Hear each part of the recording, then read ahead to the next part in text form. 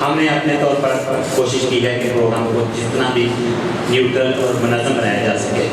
फिर भी अगर कोई कमी कोताही रह गई होगी तो आप अपने अपने शिकवा का इज़हार कर सकते हैं। अब मैं अपने अगले कंटेस्टेंट को दावत देता हूँ जो कि एक नन्ही मुन्नी बच्ची है।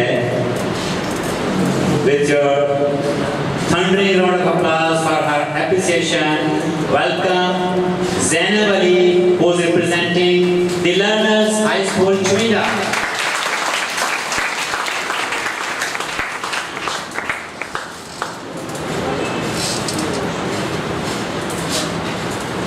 أعوذ بالله من الشيطان الرجيم بسم الله الرحمن الرحيم.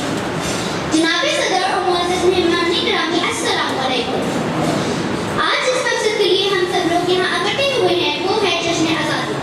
69 برس پہلے آج ہی کے دن یعنی 14 اگست 1947 کو ہمارا پیارا وطن پاکستان مارچ سے وجود میں آیا. میں یہاں یہ کہنے کی اشارت کروں گی کہ پاکستان تو اس دن ہی وجود میں آ گیا تھا جس دن برصغیر کے پہلے شخص نے اسلام قبول کیا تھا، جس دن مسلمانوں کے عظیم سپاہ سالار محمد بن قاسم نے اس دھرتی پر اس پاکستانی پرچم بلند کیا تھا اور لا الہ الا اللہ کا نعرہ بلند کیا تھا. یہ سرزمین اس دن ہی پاک ہو گئی تھی جب محمود غزنوی نے مشرکوں کا پہلا مندر زمین بوس کر دیا تھا. پاکستان اس دن ہی بن گیا تھا جب صلاح مسلم نے دلی میں اپنا دارالحکومت قائم کر لیا تھا. پاکستان اس دن ہی بن گیا تھا جس دن ظہیر الدین بابر نے مغلیہ سلطنت کی بنیاد ڈال دی تھی.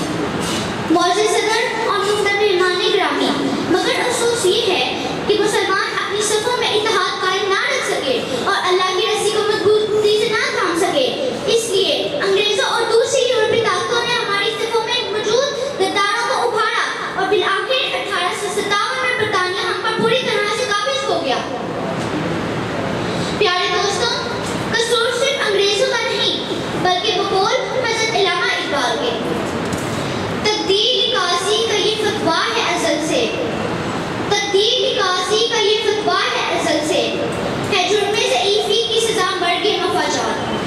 قوموں کی تاریخ کے متعلق حضرت علامہ اقبال یوں فرماتے ہیں: آ تجھ کو بتاؤں میں تقدیر امم کیا ہے، آ تجھ کو بتاؤں میں تقدیر امم کیا ہے، شمشیر و سنا اول تعوس و رباب آخر. یعنی وہ قومیں جو ساکشی اور عبادت کرتی ہیں وہ عروج پر جاتی ہیں، جبکہ وہ قومیں جو عیش و عشرت میں پڑ جاتی ہیں، کرپشن میں پڑ جاتی ہیں، کنبہ پروری میں پڑ جاتی ہیں اور اپنے ساتھی مفادات کی خاطر قومی مفادات کو بھول جاتی ہیں، ان پر زوال آ جاتا ہے. شکر ہے خدا کا کہ ہمیں سر سید احمد خان، علامہ اقبال اور قائد اعظم محمد علی جناح جیسے بے لوث رہنما دیے جن کی کوششوں سے ہمارا پیارا وطن پاکستان آزاد ہو گیا.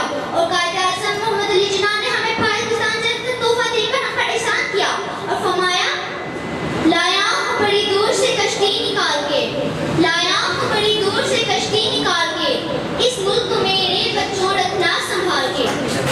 آئیں ہم آج کے دن یہ عہد کریں کہ ہم اپنے پیارے وطن پاکستان کو اس دل جان سے حفاظت کریں گے اور دوبارہ کبھی بھی کسی قوت کو یہ موقع نہیں دیں گے کہ وہ ہمارے عرض پاک کو اپنا غلام بنا سکے، ورنہ حضرت علامہ اقبال کی روح ہم سے شکوا کرے گی.